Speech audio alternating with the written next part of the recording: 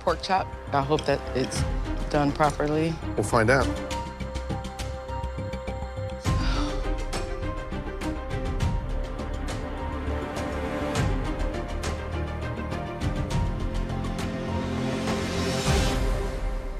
Oh, boy. Beautiful. Wow, gorgeous. Dorian, Yes. that's called perfection. Oh, Right there. That is absolute spot on. oh. Good job, Dorian. Man, what's the seasoning in the crust? It's You okay? no, it's salt, pepper, a little bit of cayenne because I love spice. Aside from the excellent flavors, to be able to take an 18-ounce pork chop like that and cook it in a pan and keep it moist and pink and crispy on the outside is an accomplishment by any chef of any level. You've given us an amazing entree with what looks to be a delicious dessert. Tell us about that. The dessert is a chocolate turtle bread pudding, so it's really rich. It should be really rich. This is a two-hand dessert. Dorian, OMG. Oh, thank Delicious. It's indulgence, it's rich, it's a treat. If you make it to this year's finale, put that dessert on there. Oh, thank you. I just made it up. Yeah, and I think I'll give you a Southern compliment. You put your foot in it. Thank you. Fantastic. Dorian, I dropped my spoon to you. Fantastic dessert. Amazing. I'm absolutely over the moon. A spoon drop from Joe is the highest praise that anybody in my position could possibly get. Wuta, so what do we have here? Tomato and cream with Cajun spice in the sourdough bread soup. Is this your first opportunity of cooking a vegetarian dish? Yes, and I'm very happy to cook a vegetarian dish. Yeah, masterful seasoning. May seem a little simple, but on the spoon, it delivers. For dessert, we have bread and banana tartare. You seemed more relaxed tonight cooking with no protein, and it showed. I love it. I really like it. Yeah. I didn't think I would, but I do. Good job, Uta.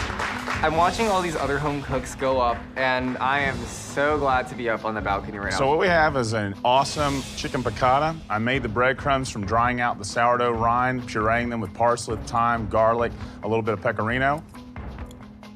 You cook with heart. It's not your best dish, but I love the crunch of the bread on top. I'm not a fan of this sauce. This dessert looks really good. For the bread pudding, we have a raspberry anglaise base. This level of competition, it's through the roof. Everything is definitely restaurant quality. I love how robust the flavors are. You took it to a place that speaks to you. Thank y'all. These guys are stepping up their game this season. I'm definitely worried. This is my competition. We have a pecan and breadcrumb encrusted red snapper.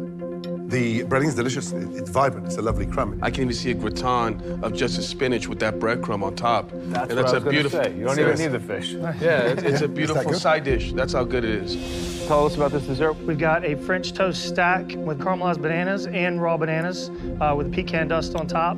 I just love the fact that you really took your time with it, and it's really spectacular. I love the finesse. You're studying hard. I can see that. I am. Continue taking those risks. It's important to burst out. I'm on the verge.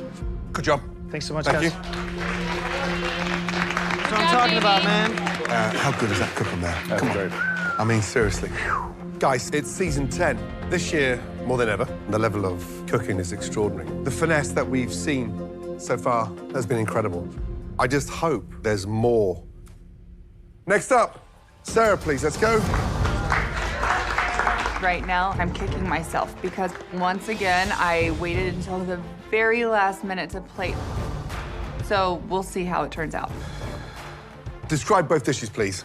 So I have for you a bread and herb crusted halibut and a breadcrumb gnocchi. For dessert, I have a brioche bread pudding with a raspberry jam infused with lavender. The fish looks sparse for me. There must be something missing there. Yes. No sauce? So I made a brown butter and sage sauce, but I waited until the last minute to plate, and I didn't get it on there. What's in the gnocchi? So it's breadcrumbs that I toasted in the oven and kind of pulverized down, potato and a little bit of egg, and then just Very nice. Light, sweet. Thank you. The desserts.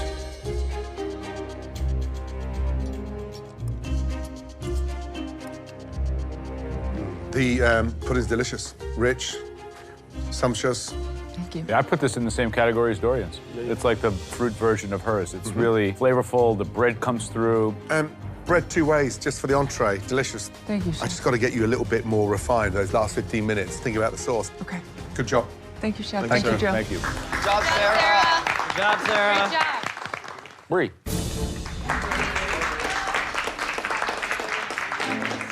I'm really proud to present this dish. I decided to show the judges another side of me, and I decided to go a little bit more rustic. But I had a very conceptualized, clear concept, and it's really everything I wanted it to be. Okay, Brie, what did you make for us? I made a French onion soup topped with Gruyere cheese served in a sourdough bread bowl. And dessert, I made a blackberry clafoutis with a brioche pistachio crumble. Yeah, I look at these dishes and I'm just, how was 60 minutes used to your advantage? The challenge was bread, so you can't come up with the crisp at the end and stick it on top. There is brioche in the pistachio crumble. Brie, that's all you have as a bread dessert. And it's in the pistachio crumble as well. I don't know. I look at that, Brie, and I think, that is not you. I'm going to be honest. The soup, let's get in there, shall we? So, a nice color on the onions. Let's get that right. But you see, here's the problem. There's no soup in your soup. Oh my God.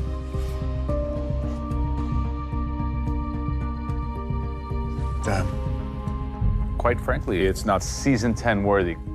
When you climb so high and you reach a certain point and you fall, the fall is steep.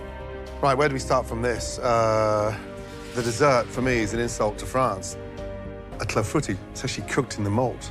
You don't scoop the middle out and dump it on the plate. And some of the wow desserts out there tonight, I'm amazed you've come up this bad.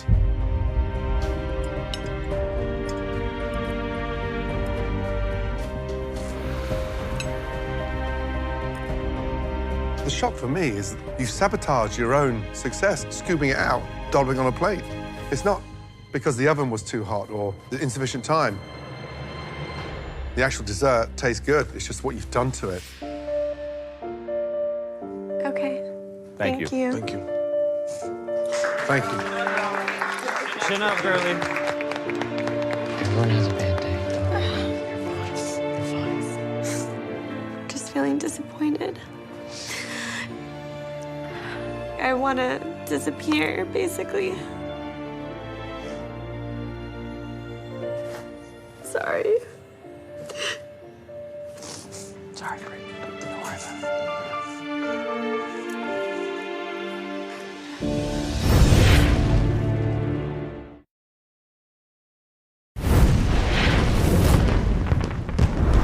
All right, the next home cook would be Sam, please. The thing that's gonna stand out the most in this dish is the different ways I used bread and the versatility of it. I definitely want the judges to see that I'm a fighter because somebody's going home, and as long as it's not me, I'm okay with it. Sam, can you please describe your dishes? Yes, chef. Today I have a dill-crusted snapper with a caper brown butter sauce and romesco potatoes, and a cardamom spice bread pudding. The potatoes smell incredible. I love the presentation of the desserts, but it shouldn't look better than your main. When you've got fish like that and you're breading it twice, top and bottom, you've got to be very careful. The actual bread is not thicker than the fish. So I'm hoping the fish is not overcooked. Shall we? Yeah, so that's over. Yeah, fish is overcooked. Okay.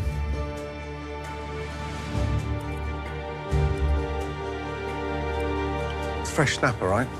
So that's barely 24 hours old. And you've turned it into something that tastes almost like it's a commercial frozen product because you can't identify what fish that is in there. I think the highlight for me is the potatoes. But it's not a potato challenge, Sam. You know, it's a bread challenge. Understood, chef.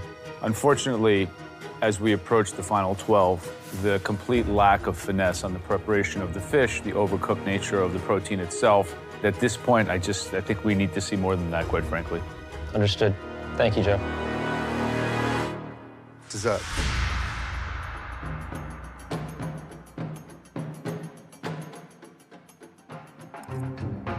All